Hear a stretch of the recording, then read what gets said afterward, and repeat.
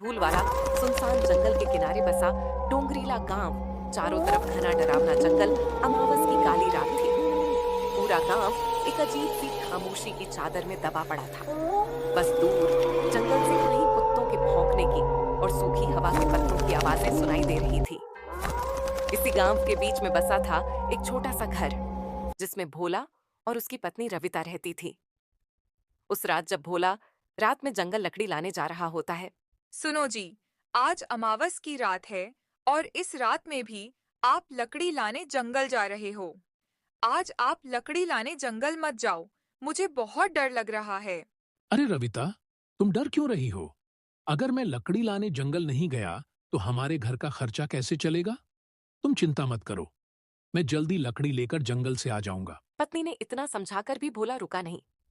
वो अपनी कुल्हाड़ी हाथ में लेकर इतने रात को जंगल लकड़ी काटने निकल जाता है। दूसरी तरफ उसी गांव के बीचों बीच पुराने बरगद के नीचे बनी रामू की चाय की दुकान से धीरे धीरे बुझती अंगारों की रोशनी चमक रही थी। उसी चाय की दुकान पर बैठे थे गांव के 4-5 लोग। उनमें रामू, मोहन, गोपाल और गांव के सबसे बूढ़े शंकर काका भी बैठे थे। अरे आज यह कुत्ते इतना क्यों भौंक रहे हैं बे? पूरा गांव इन कुत्तों की आवाजों से डर रहा है। मन में तो लग रहा है कोई आत्मा पिशाच बाहर घूम रहा है। अमावस की रात है ना आज? हाँ, आज अमावस्या की रात है और आज की रात जंगल में जाना मतलब अपने ही सिर पर लाठी मारने जैसा होगा। आज छलावा रास्तों में भटकना है। भाइयों, मैंने तो यह भी सुना था कि जंगल का छलावा रूप भी बदलता है। कभी कभी तो इंसान का रूप ले लेता है। बातें चल ही रही थी कि उतने में दूसरी तरफ से भोला अपने एक हाथ में कुल्हाड़ी और दूसरे हाथ में एक लालाटेन लेकर आने लगता है।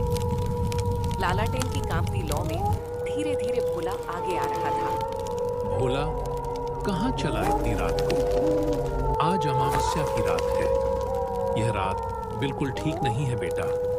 पागल हो गया है क्या भोला? कौन आदमी अमावस की आधी रात को जंगल में लकड़ी काटने जाता है? अगर मैं लकड़ी लाने जंगल नहीं गया तो मेरे घर का खर्चा कैसे निकलेगा? इसी वजह से मेरा काम रुकता नहीं। घर में चूल्हा जलाना है, उसके लिए पैसा लगता है। पैसों के लिए मुझे मजबूरी में लकड़ी लाने जंगल जाना पड़ता है। हर रोज मेरी पत्नी रविता मुझे उस जंगल में जाने के लिए मना करती है, लेकिन मैं उसकी बात नहीं मानता। मत जा भोला, आज अमावस की रात है। जंगल में आज कोई इंसान नहीं बल्कि वो छलावा घूमता रहता है। इतने में एक जोरदार ठंडी हवा चली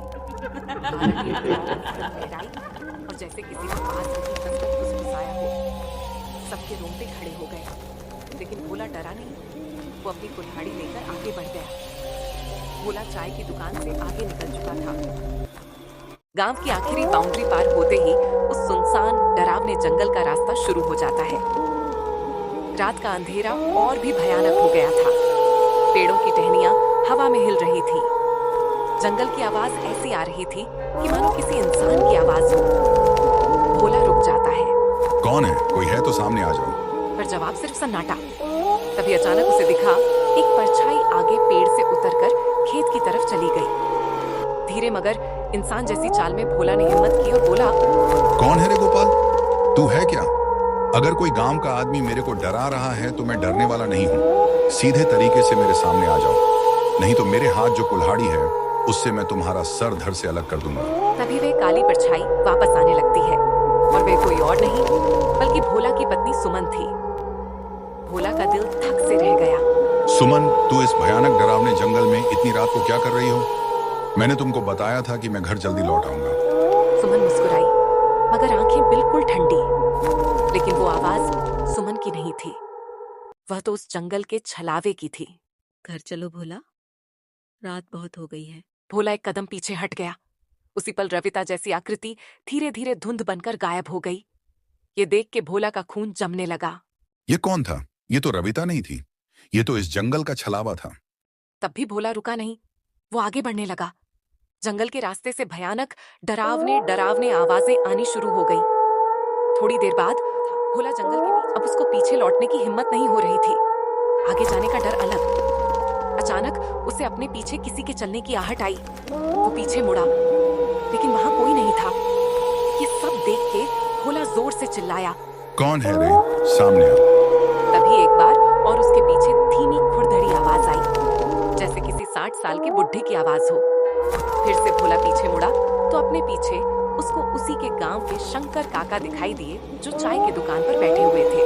शंकर काका, आप इस वक्त इस जंगल में, आपने तो मुझे जंगल जाने को रोका था, तो आप इस जंगल में इतनी रात को क्या कर रहे हो? मैं तेरा ही इंतजार कर रहा था भोला।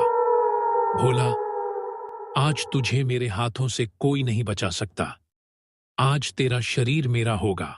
मुझे पता है कि तुम मेरे गांव के शंकर काका नहीं हो। मैंने तुमको पहचान लिया है। तुम एक जंगल के छलावा हो। अचानक शंकर काका का चेहरा बिगड़ने लगा।